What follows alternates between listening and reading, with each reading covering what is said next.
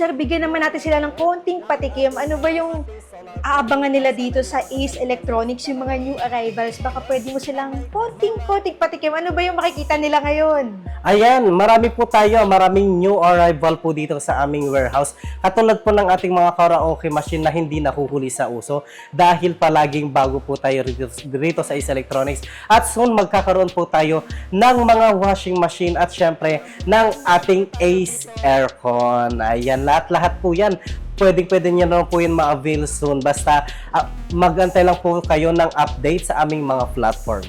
Tapos mga ka-VP, kung nakikita ninyo yung mga items natin dito sa harapan, ayun, abangan nyo po yan sa ating vlog. Meron po silang babundle. Ito Ayan. po ay solar street lights. Mga bagong item po nila, ito po, Bluetooth speaker. Yes, mga double power po namin mga Bluetooth speaker pang matagalang gamit. Ayan, syempre mga new arrival po lahat po yan. Ayan, sa mga interesado and bago pa lang sa ating channel, yung exact location po ng Ace Electronics sa mga gustong mag-walk-in. Ayan, sa aming mga suki po dyan, sa mga interesado pong magtungo sa aming warehouse, maaari po kayong mag-visit sa aming location, number 462 San Diego Building, Carlos Palanca Street, Quiapo, Manila. Hanapin nyo lamang po ang Fisheries at dito sa San Diego Building, hanapin nyo lamang po ang number 462.